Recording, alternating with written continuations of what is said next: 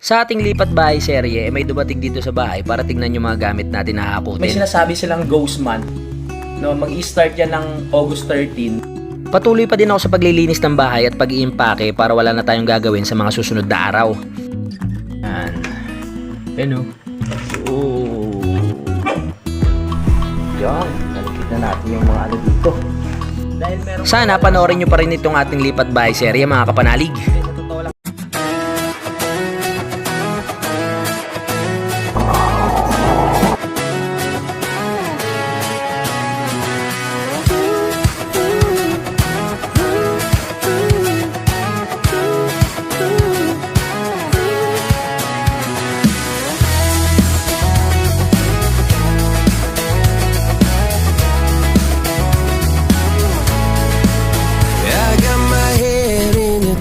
So high, feet on the ground, but I still get by. The rules were made for someone else to try, but not me, not me. Ganda! Ang ganda! They say slow down, son, take your time, but I was born running every stop sign. Sky is the limit, no chance to hold.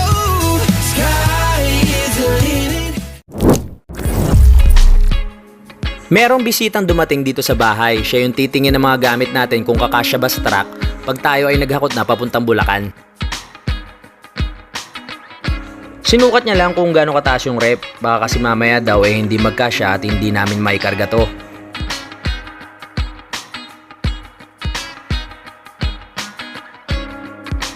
Buti na lang eh kasya daw kaya pwede nating maikarga to sa truck. Ingay siya. Sa isang washing.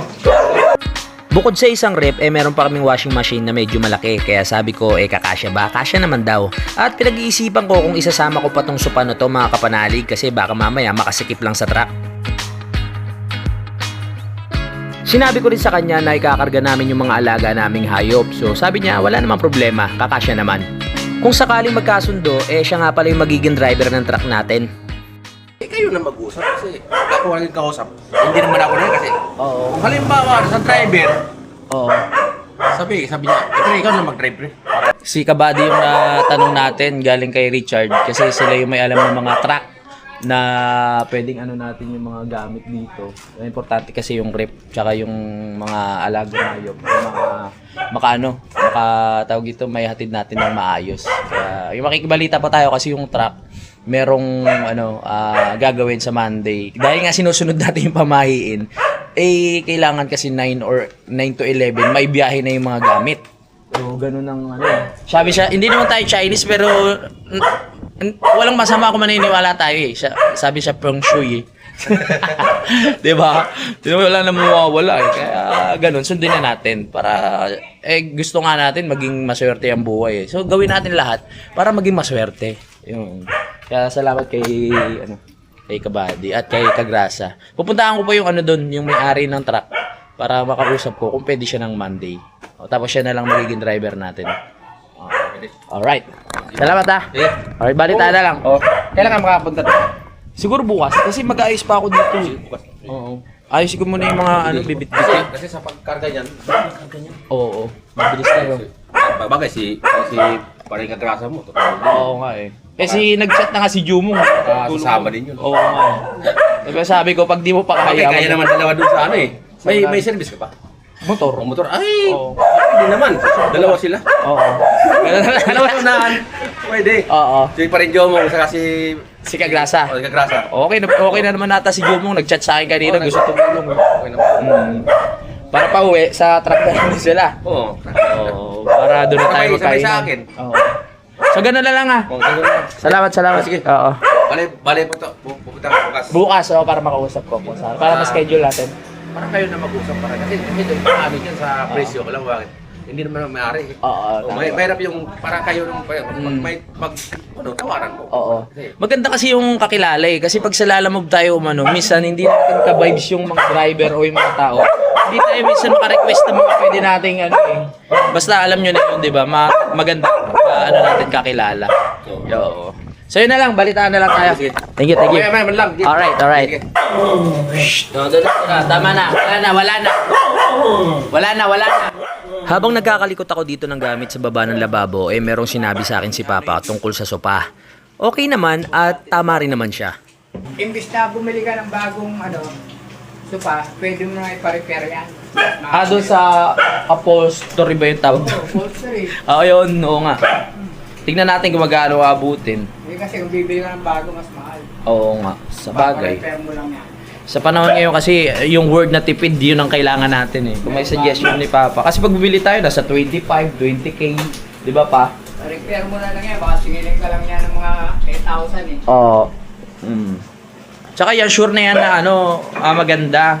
Kasi pag bibili kayo sa mga hindi kilala, magugulat kayo, mga laman nun, yung mga scrap ng plastic. May ganun ako nabalitaan eh. Hindi pa yung laman niya. Kung yung alam niyo yung mga naglalako diyan na nakatrack. Sopa, bilhin na kayo sopa. Pagugulat ka doon pag buksan mo, hindi pa laman, puro plastic, yung mga ganun. Isa-isahin na namin kasi Monday na ngayon. So para hangga't hindi pa ako busy sa vlog, naliligpit na namin ni Papa. Para pagdating nung Monday, wala na kaming iisipin. Isang bit-bitan na lang lahat. No, paano? Dapat yung mga damit ilalabas ko na. So yung mga basura na lang ang ilalabas ko. Dahil baka may pagbigyan pa raw si Papa ng mga gamit natin na na tawag dito yung mga damit nga na napagpilian namin. So yun ang iiwan natin. Wala pa naman tayong biyahe ngayon, wala pa naman tayong gala. Ito muna kasi kasuhin natin kasi dapat talaga katapusan pa kami ang plano namin. Sabi ko nga, umiling nga kami ng nang hanggang katapusan mag-stay muna kami. Pero may sinasabi silang ghost month. No, mag-i-start yan ng August 13 hanggang August 11 ata o 10. So malas daw yung mga part na yun na maglilipat kayo ng bahay. So sa part namin di lang maglilipat. Ang hirap naman talaga na ganun yung mababalitaan mo tapos hindi mo susundin, 'di ba? Paano kung talagang mangyayari? Di wala namang mawawala kung maniniwala tayo. Kung ilang ba? Ilang araw pa ba? Pag-alis natin, ilang araw pa? Ano pa? Pwede pa yun. Kasi ang 20 tayo. Parang yung iba, unti-unti na. Hindi naman biglaan eh. Hindi naman tsaka hinahabol lang namin yung yung date, mga kapanalig. Yun nga, sabi nga sa pamahiin, kailangan tinignan kasi namin ni Dang eh. Tinignan namin sa nag-search kami. So ako kasi year of the sheep ako. Tapos basta may ganun eh. Pinaka the best daw na maglipat para sa akin ay Monday 10. 10 tama? Paano? Sa August 10. Yun ang pinaka the best daw sa part ko. Dapat ang oras 9 AM dapat nakaalis na dito. Dapat 9 AM hanggang 11 makarating na yung gamit doon. Ganun. Kailangan sundin natin yun para yung swerte pumasok sa atin dire-diretso. Ang dami ko ng daldal. Ano na natin yung mga gamit.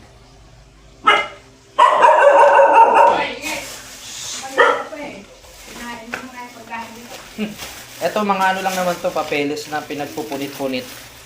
Galing sa Dito sa Tabotas, iba ang gimmick ng mga truck na kumukuha ng basura dito. Meron silang sariling kanta. Kumbaga, yun ang nagiging hudyat na parating na sila mga kapanalig. Kaya pag narinig mo yun, ilabas mo na ang mga basura mo para makuha nila. Mga basura, sakay na!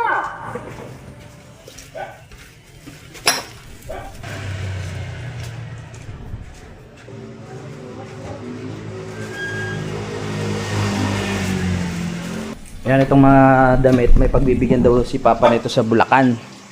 Ito mga bag, ang dami pa nito, magaganda pa to eh. Ang kailangan lang nito, linisin yung mga zipper para magbukas-bukas siya.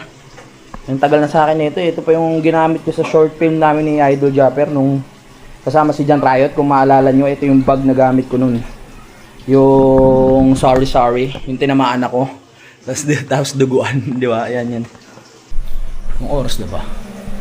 So 11:36 na. So after lunch maghahanap tayo ng sako para may sako na namin yung mapapili ko na rin kay Papa yung mga pwedeng isako doon.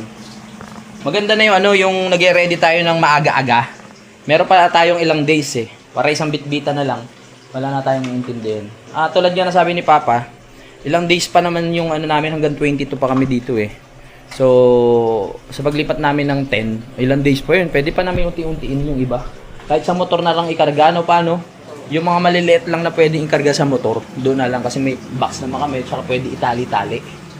Lalo na yung ano, para naman yung bibili ba tayo ng ganong kalaking motor na hindi natin masusulit yung paggamit. So, lipat bahay serye muna tayo ha. Sa mga sa mga interesado sa lipat bahay serye, nood lang po kayo. At sa mga subscriber natin na naghahanap ng biyahe serye na kung saan tayo makakarating, wait lang po kayo. May inaasikaso lang ako dito sa Nabotas. Pero after neto, ay babalik na tayo sa biyahe. Napaka-importante kasi talaga nito mga kapanalig. Kaya let's go! Nood muna kayo ng aming paghahakot. Ang araw kasi napakabilis lang. Sabihin mo Lunes, next Lunes, parang inisip mo matagal pa. Magugulat ka Lunes, linggo na naman sa susunod na araw. So kailangan kumilos na tayo agad at gawin na natin yung mga dapat nating gawin. So sakto bukas yung daan ng basura. Kaya pwede na tayong maglabas ng basura dito sa gilid para kukunin na lang. Yung napagandaan dito sa city, may mga kumukuha ng basura.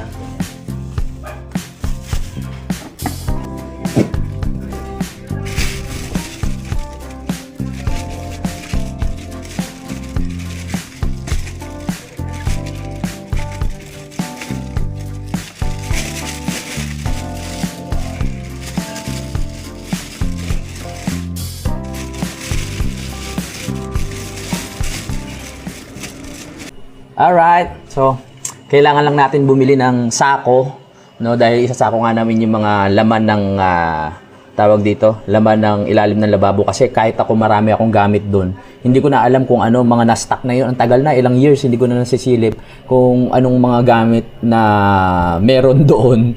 Kaya kailangan may ayos na natin para sa mga sunod na araw, mas magaan na.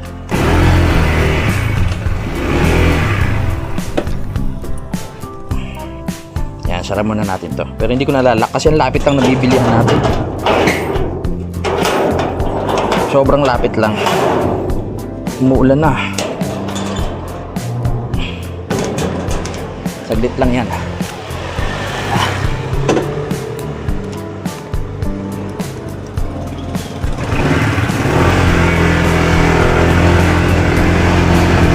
Andito lang yan. Ba't ba ako nagmotor? Naglakad na lang pala ako.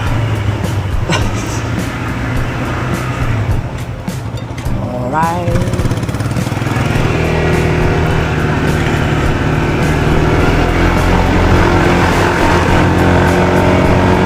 Dito siya sabi ni Papa. May salamin.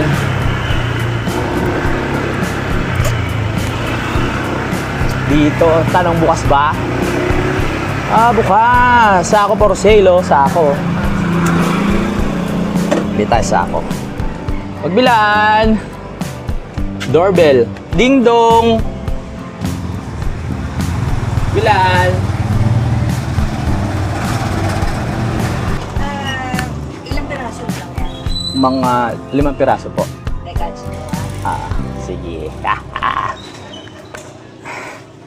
Yan ang ating pag-asa. Sako. Kung ilan lang yung available. Hindi ko pa na Sige po. Yan. Importante ang sako sa paghakot. Ito na yung nakabit natin nga pala, oh. Yung windshield ng ating motor. Di ba yung una mahaba yan? Pinalitan ko nito para hindi naman masyadong mahaba. Ang gwapo. Gwapo pa sa mayari. Yun. Mga ilan to? Mga ilang piraso po? 5. Magkano po? 50.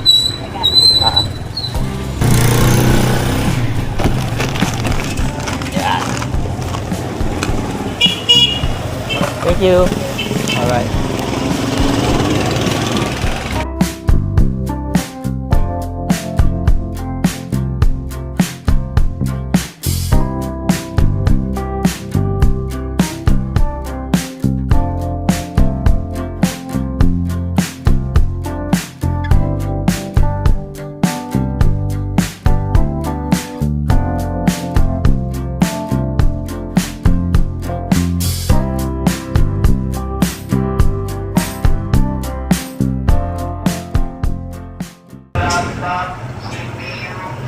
Te, pabili nga buko juice. 10 piso. Masarap ang buko juice ate. Muntik na mapakain ito. Oo nga eh. Gulat ako eh. Paring Andrew. Alright. We're home.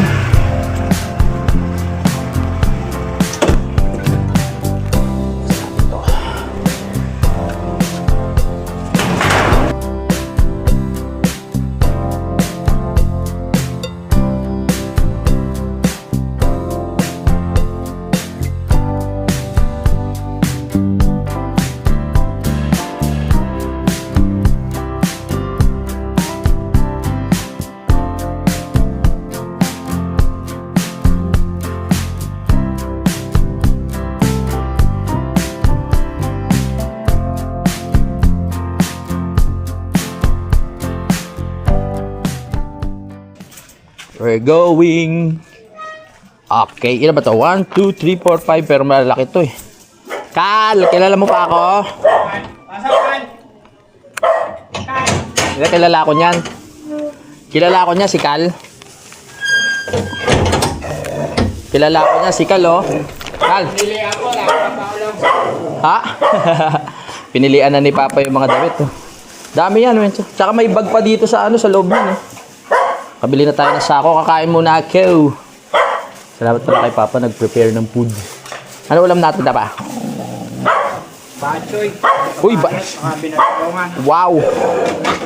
Batchoy. Barbecue pa yan, oh. Yuro. Kinahilig ko yung isa eh. May tokwa din. Time check. Ang oras natin 12:19. So, kain muna tayo. Si Papa, papagupitin muna si Charlie kasi kawawa. Ito yung aso namin, oh. Yung isa. Yan. Kawawa to eh. Kasi itong aso namin, hindi nakakabot doon kay Chin. Ito si Kal, ang laking aso nito. Siya lagi nakakabuntis doon sa isa. Kay Chin, pangalawa na yan, nabuntis siya na. Ito, hindi makabot, ang liit eh. Baka meron kayong mga ano dyan sa Bulacan, lilipat kami, may mga babae kayo na Shih Tzu. Pwede natin siya, poodle pa? Poodle pala to, Shih Tzu tuloy. Pwede nating ipa-partner kasi kawawa naman to. Kawawa naman eh. Kain muna tayo. Ano ba sa inyo dito pa? Kahit ano gusto mo dyan. Okay. Naiwan akin. Uy, ano to, bakad, binagoongan. Tsaka ano, hindi naman daw totoo. Ay, ito na lang pa, yung may miswa. Bawal kasi sa akin binagoongan eh. Tapos ito yung mga pagkain ng aso. Maselan kasi itong mga to, hindi sila kumakain ng kung ano-ano lang eh. Yung dog food, ayaw din nila. Kaya si Papa, lagi bumibili sa bayan ng mga manok. Ganyan. Yan, masaselan to, hindi kumakain ng dog food. Ito kumakain na dog food to pa. Si ano? Konti lang. Konti-konti lang. Pero si Kal, maselan din, no? Oh, ayan, di talaga kumakain ng dog food yan. Oo, selan lang. Si Kal, ito lang, napulot lang na sa labas eh. Ngayon, laking aso na, oh. Ito naman si yung poodle, pinaampon. Ito, dapat papaampon din namin to. Ito yung dating nag-aalok ako sa Facebook eh, kaso lang, hindi na napaampon. Lumaki na dito, hindi mo na pwedeng yan, ipamigay. Dahil malaki na, mga anak man na yan eh. Pag nakalipat na kami ng bahay, siguradong mamimiss ko tong lugar na to. Dahil nandito ang mga kaibigan ko, kapamilya, at marami akong alaala na nabuo dito. Pero pwede naman bumalik, di ba? Kaso nga lang, paminsan-minsan na lang. Tapos na tayong kumain at pahinga lang ng konti. Tapos magsasako na ako ng mga gamit dito sa baba. Yan. Yan o. Yung iba dito gamit na ni Papa. Tulad ng mga wire, ganyan, yung mga ibang gamit sa motor kay Papa na yan. Hindi ko nga alam kung may mga natitira pa akong gamit dito eh. Tsaka tingnan nyo yung sa tagal namin dito. Nasira na pala ito. Aray ko. Opya. Ayan. Sasako na natin yung mga ibang parts. Ang daming ano ni Papa dito. Katulad niya, electric pan. Magaling nga kasi gumawa si Papa na electric pan. Basta about makina, magaling yun. Puro kay Papa na ata lahat to eh. Ayan oh. Yung mga tools. Anong isasako namin dito? Alam mo agad kay Papa yung mga gamit eh kasi may mga ano dito, oh. Mga oil. Mga pinag-change ulan. Wala na pala ako halos gamit dito. Ang pili na lang. Puro kay Papa na pala to. Yeah. Ano, may ito, may bigas. Ano naman ito? Share ko lang sa inyo yung laman ng ano namin. Ito parang wala na rin. Box na lang. Para nagkaka-idea kayo kung ano yung mga laman ng ano namin. Dito sa lababo sa ilalim. Hintayin ko na lang siguro si Papa. Ang hirap magsako ng ano, ng hindi ko naman gamit. Dapat nandito rin siya para alam ko. No, so mamaya na lang tayo. At least napakita ko sa inyo. Pwede ilabas ko na lang lahat siguro. Tapos tsaka namin niya. Isa ako pagdating niya. Yun, tulad nga nasabi ko pagbalik na ni Papa, tsaka tayo magsasako. Kasi hindi ko alam. Puro gamit mo na pala to. Paano? Yun, kakarating lang. Ikaw na bahala. Sige, may mga sako. Nandiyan na yung sako. Tignan niyo si Kulit to. Nandito na sa taas ng mga damit. Nyaw nyaw. Nyaw nyaw. Binigyan na namin ng pangalan to eh. Nakalimutan ko lang kung ano eh. Kagabi may pangalan na to eh. Si Papa na raw mag-ano ng mga gamit sa baba. Kasi may mga gamit nga siya doon na kailangan pang ayusin. At yun nga, kahit naman ikaw eh, pag hindi mo gamit, ang hirap magdesisyon kung ano ba yung mga dapat mo ilagay. Mas maganda rin para alam niya kung saan niya inilagay. Di ba? Pag inaanap, madali na. Kahit ako pag nagliligpit sa dang, minsan hanap ako ng hanap eh. Kasi hindi ako yung nagligpit eh. Kaya mahirap talaga. Yan, nakikita natin yung mga ano dito. Yung mga box. Para hindi naman nakakaya sa landlord natin pag lumipat tayo. At saka maano rin sa paningin. Maliwalas.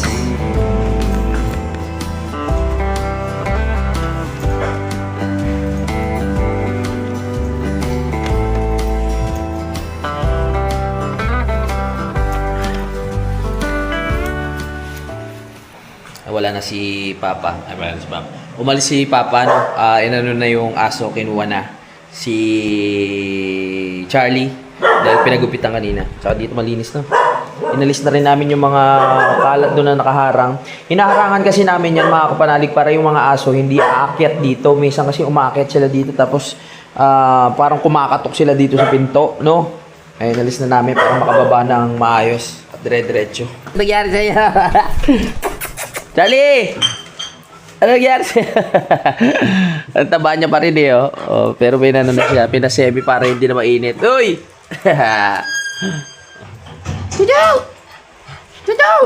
Ang cute. Pag ano kasi mababok ang init-init eh. Ngayon, pogi na siya. Okay, so habang tayo ay naglilinis, merong dumating na isang importanteng bagay. Dahil merong nawala sa akin na isang gamit, no, na napaka-importante. Hindi, sa totoo lang, hindi ko nang gamit eh. Gamit ni Utol. Dahil maalala nyo, iniram ko yung, drone nga ni Utol, no. Yung mga nakapanood ng vlog ko doon, muntik na mawala tong drone ni Utol sa Batad Rice Terraces nung pinalipad natin siya. At hindi makabalik doon sa area kung saan dapat umuwi. No, alam ko naman napanood nyo yun. Merong isang part dito ng drone ni Utol na hindi ko alam kung saan napunta. So, ito yun. Ayan, no. Itong pinaka ano ba tawag dito? Hindi nakalimutan ko na nilalagay dito. Yan. Sinusoksok kasi ito dito, mga kapanalig. Nawala yung isa. So ngayon nag-aalala ako, hala, sabi ko nawala yung isa. Nakakahiya naman kay Utol. So bumili tayo ng bago. Agad-agad bago natin isoli ito kay Utol, no. Ayan, bumili tayo. Dalawa pa yan. Diba? Nawala ang isa at palitan natin ngayon.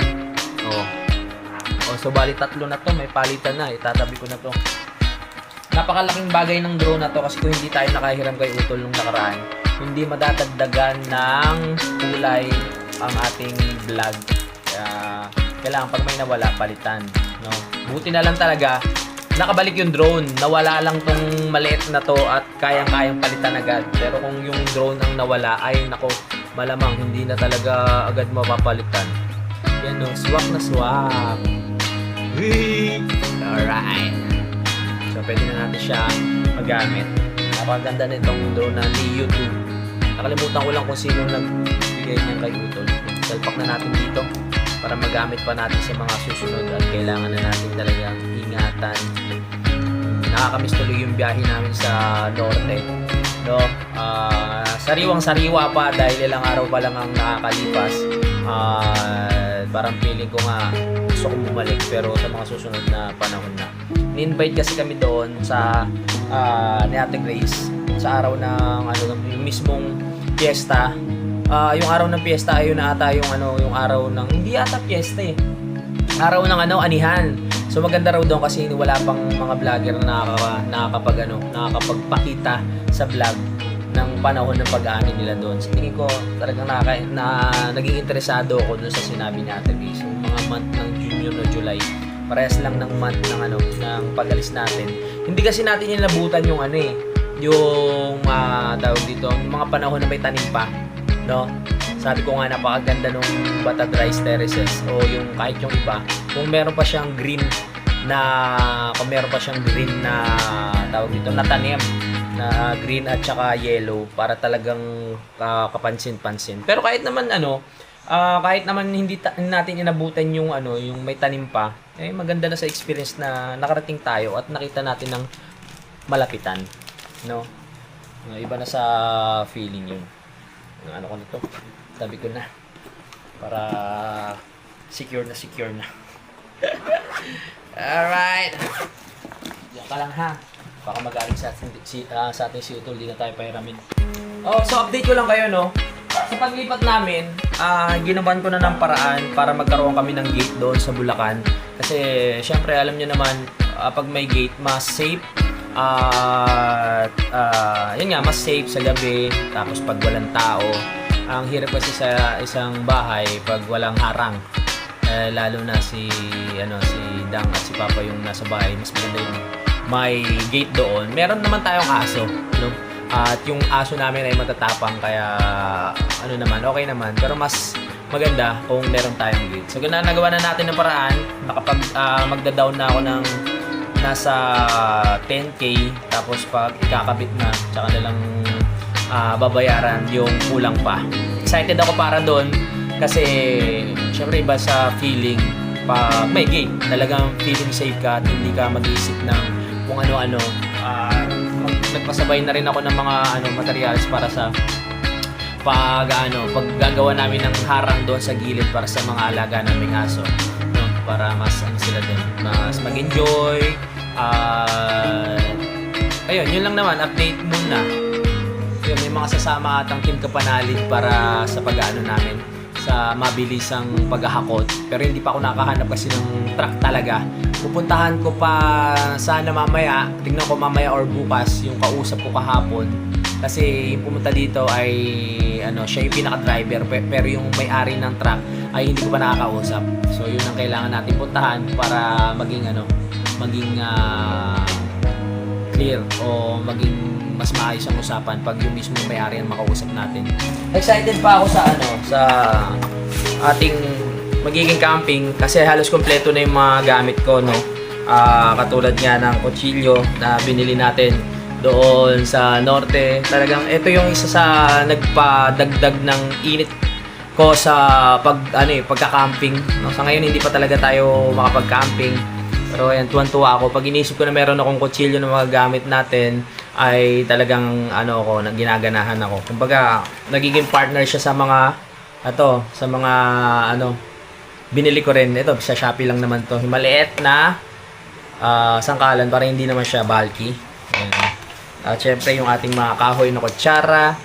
Ito yung sinasabi ko sa inyo na bibili ako sana doon sa Batad Rice Terraces na mga ganitong kutsara. Meron ako Nabili ko siya sa Shopee. Meron din ganito doon. Kaya sabi ko, hindi na ako bibili kasi meron na ako. Gusto ko sana bumili. So, ang nabili natin, yung kutsilyo doon sa ibang lugar. Excited na ako. Ito kasi yung kutsilyo niyan yung talagang pangkusina. Okay lang naman, gumamit ng kutsilyo katulad nito sa mga camping. Wala namang problema yun, no? Pero sa amin kasi, at sa akin, iba kasi sa pakiramdam yung may mga gamit ka talaga na pwede mong ipagmalaki na, isang galing yan. Siyempre, di ba? Yung gawang ipogaw yan. Hindi pa natin napapalinis Papalinis pa natin siya sa susunod. Hanap pa tayo ng ano. Kahit ako naman, kaya ko nang linisin yan. Pag-uwi natin ng ano, dadalhin ko to. Pag-uwi natin ng, tawag dito, Pampanalig. Alright. Saramin na natin. Tapusin muna natin ang vlog, mga kapanalig. At maraming salamat po sa panonood. At maraming salamat dahil yun, kahit yung dito lang umikot yung ating vlog ay nanood kayo. Hintayin nyo na lang po yung paglilipat namin. Okay na yung mga gamit namin. Pinaplano na lang lahat para mas klaro. So maraming salamat po. Babu!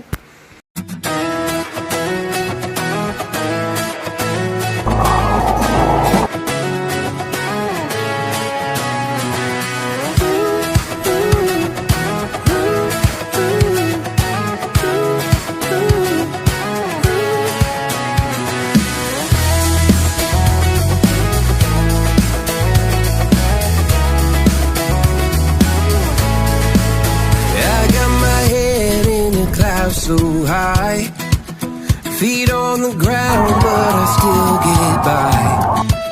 Rules were made for someone else to try, but not me, not me. Ganda! Ang ganda! They say slow down, son, take your time.